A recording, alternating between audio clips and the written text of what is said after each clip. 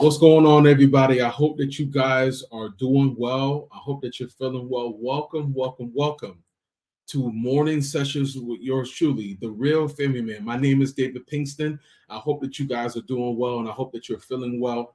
Listen, it's a wonderful Thursday morning here in Georgia and wherever you're tuning in from. I hope that you guys are doing well. I hope that your children, your spouse, your whole family is doing well. I'm pumped up. Why am I pumped up? Because it's another day that the Lord has made, and I will and I shall rejoice and be glad in it because it's a wonderful, and it's a great day.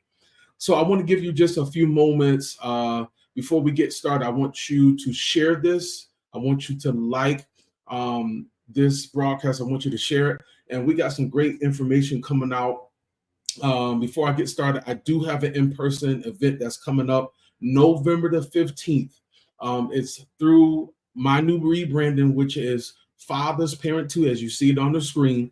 I'm doing my first event, and it's going to be an awesome time. It's going to be on November the 15th, 2024, from 6 p.m. to 8 p.m. We're going to do a panel discussion on a father's influence. We have some amazing. I'm not even just saying it. We have some amazing guys that are going to come and be on this panel with yours truly.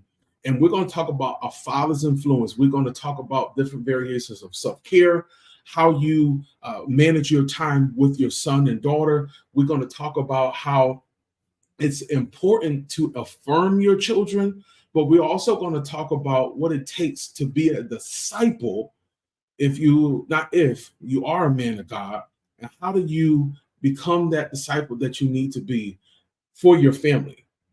But any change that happens, it has to come from you first.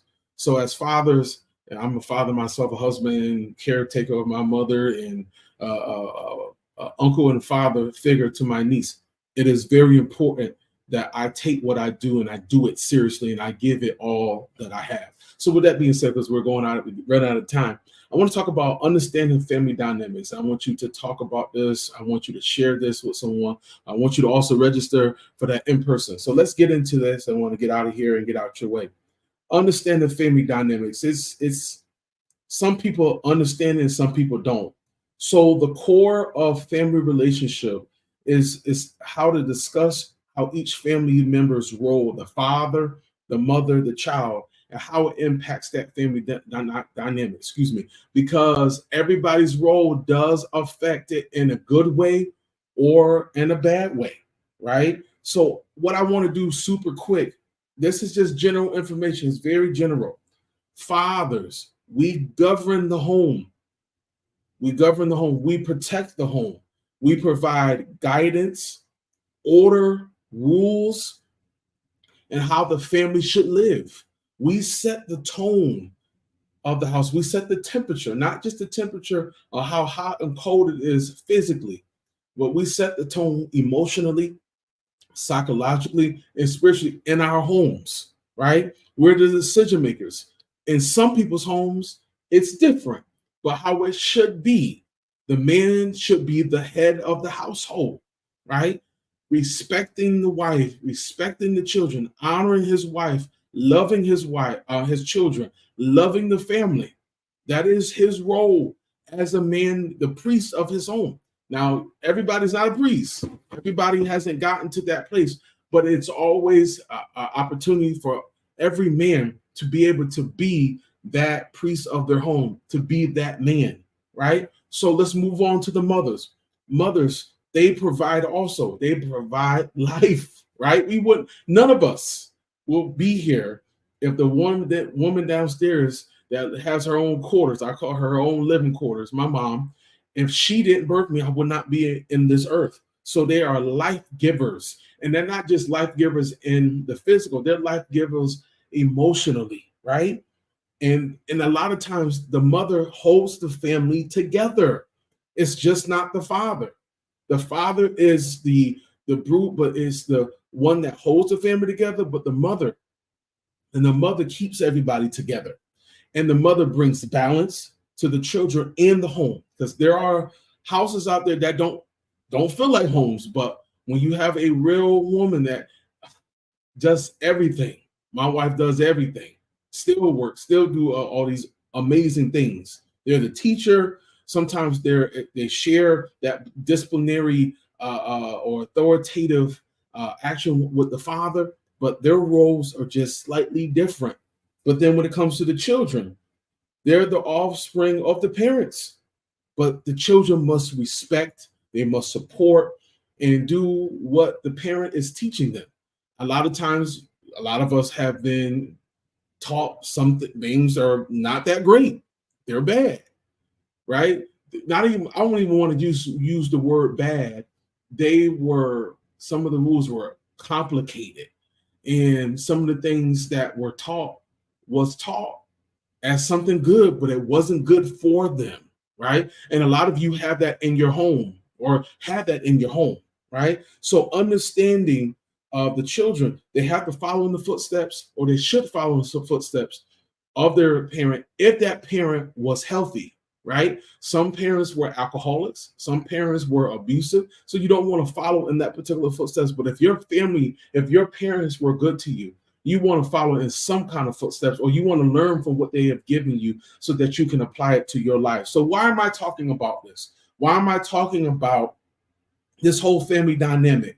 One thing I can say, and it's the biggest thing, and I feel like a lot of families deal with these challenges, and I want you to share this really quick. There's a lot of challenges when it comes to healthy family dynamics. So I have a few, and I'm going to give this to you. You want to write this down, you put it in your phone or your tablet, whatever you want to do. But I want to give you this, and I want to let you go. There's a lot of misunderstandings that goes on in the household. There's a lot of misunderstandings that go on in the household. Some people are taking on what father said, or taking what the mother said, or taking what the child said. There's misunderstandings. People are missing each other verbally, relationally. They're missing, and there's so much misunderstanding, miscommunication. We're not talking enough. We're not talking enough about things that matter. A lot of times we are talking about things that don't matter, right?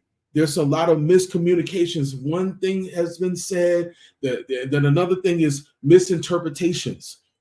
Somebody might have said something and it's taken out of context. That's why context is king. You got to have an understanding and then be able to interpret what that family member has said, because if you don't, it's going to bring the misunderstanding. It's going to bring miscommunication. Tying up my words a little bit. Misinterpretations.